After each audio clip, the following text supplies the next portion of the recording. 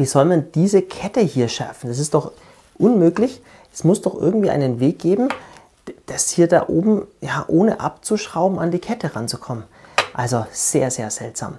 Ich habe aber eine Möglichkeit gefunden, wie wir hier dieses Schutzblech hier oben arretieren können, was überhaupt nicht in der Gebrauchsanweisung genannt ist, aber uns enorm die Arbeit erleichtert. Und wie das funktioniert, das möchte ich euch heute in diesem Video hier zeigen. Und damit herzlich willkommen zu einer neuen Folge GeoVentures. Ich bin der Basti und freue mich, dass ihr wieder mit dabei seid.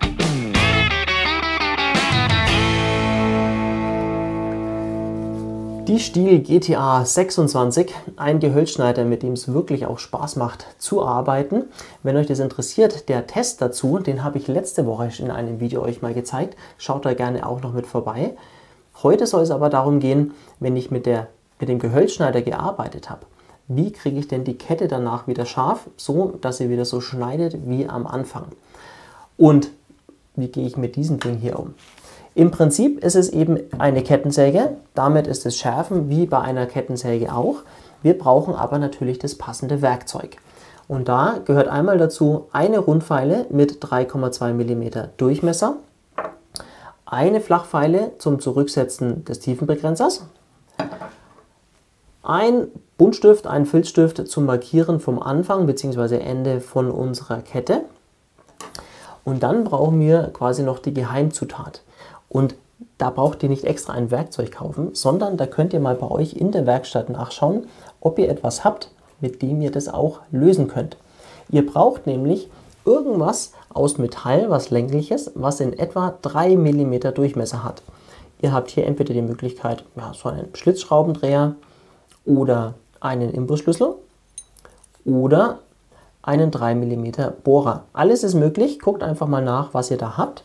Und jetzt zeige ich euch, für was wir denn das brauchen, weil das ist tatsächlich, zumindest für mich, das Geheimnis gewesen.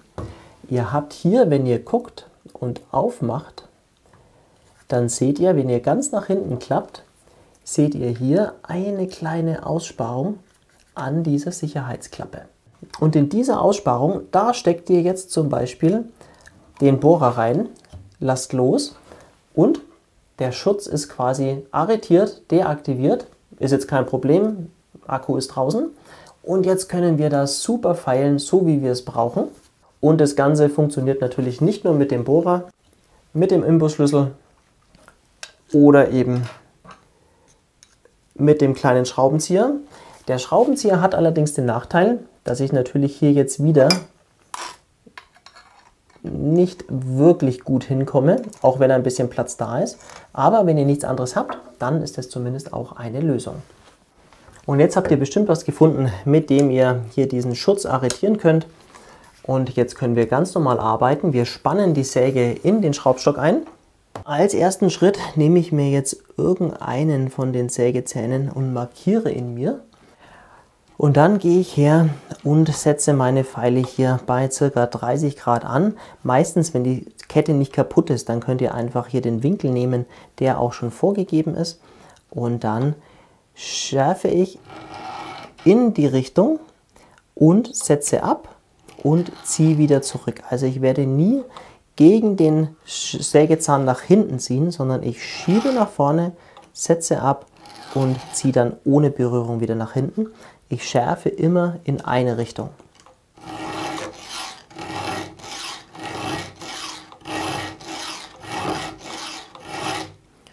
So, ihr könnt immer mal prüfen, ob es auch schön scharf ist. Normalerweise reichen so zwischen 4 und 5 Feilenzüge.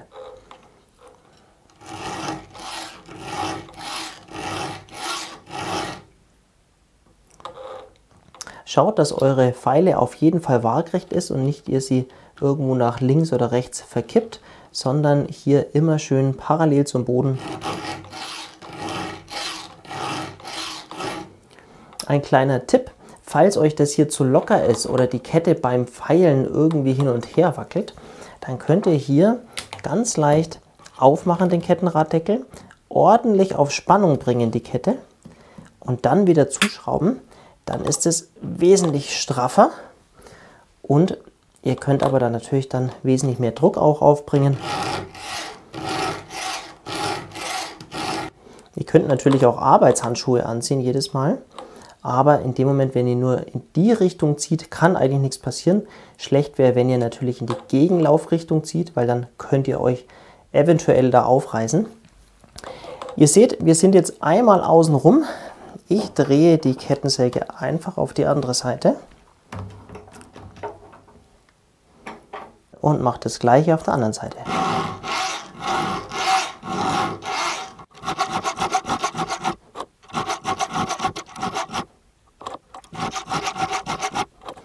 Damit haben wir jetzt beide Seiten schön geschärft. Die Sägezähne sind also wieder scharf. Und jetzt habt ihr noch die Möglichkeit, den Tiefenbegrenzer zurückzusetzen. Das würde ich euch aber empfehlen, dass ihr das nicht jedes Mal macht, sondern nur jedes zweite oder sogar nur jedes dritte Mal, weil ansonsten der Sägezahn zu tief ins Holz reingreift und dieser kleine Motor, der kann eben nicht so viel Power geben. Wenn ihr es machen wollt, dann geht ihr her und nehmt euch eben diesen vorderen und zieht 2 bis 3 Mal drüber.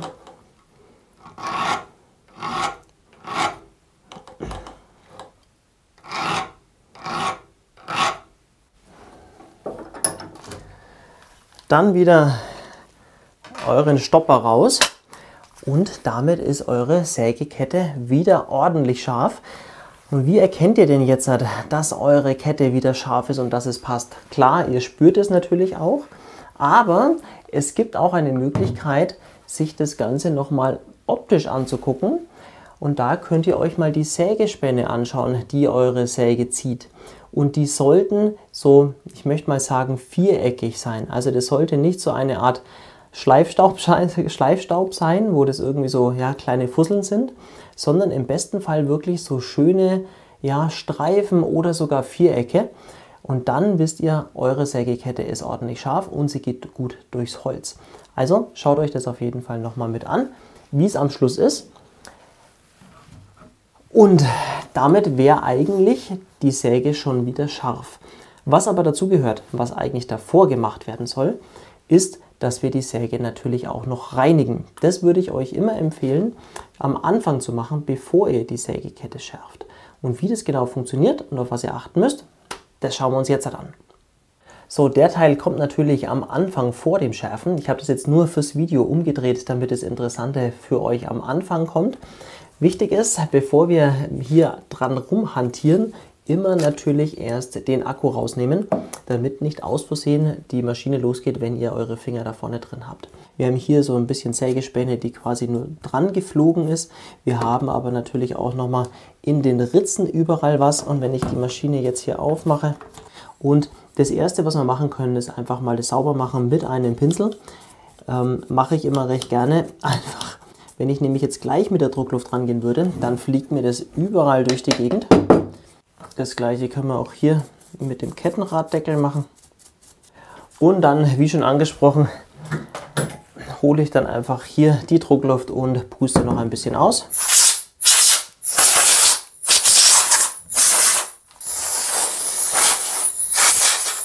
Damit ist die Säge eigentlich ganz gut sauber. Wenn ihr aber gesägt habt, wenn es regnet oder wenn es noch feucht draußen ist, dann schaut die natürlich noch ziemlich schmierig aus.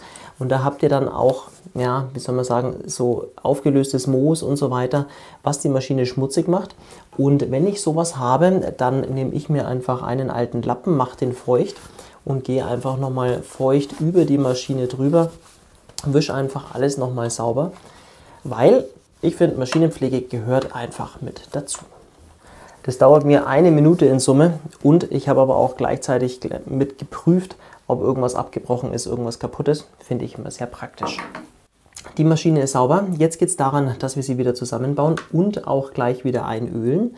Denkt bitte auch dran, dass ihr auch bei dieser Kettensäge das Schwert auch gerne mal umdrehen könnt, damit der Abrieb vorne ja, auf beiden Seiten gleichmäßig ist. Also ihr könnt dieses Mini-Schwert genauso umdrehen wie bei den großen Kettensägen. Natürlich darauf achten, dass die Zähne in die richtige Richtung weisen. So, und jetzt gehe ich her, einfach mit ein bisschen Ballistol. Kettenraddeckel zumachen, auf Spannung bringen, festschrauben. das überschüssige Öl mache ich jetzt dann noch gar weg. Und damit kann die Maschine wieder in den Schrank. Wenn ihr jetzt schon ein paar Mal eure Sägekette geschärft habt, dann wird sie irgendwann so durch sein, dass ihr eine neue Sägekette kaufen müsst, eine Ersatzkette.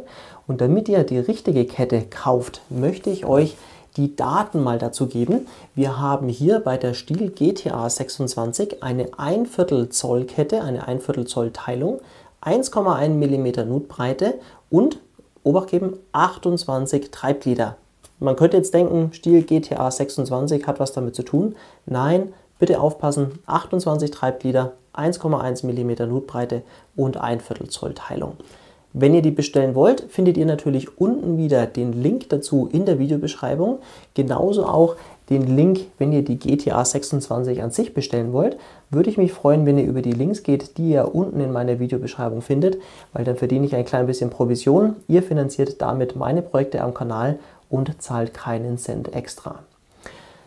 Damit hoffe ich, dass euch mein Video gefallen hat mit dem Trick, wie ihr die Stihl GTA 26 gut schärfen könnt, wie es einfach funktioniert.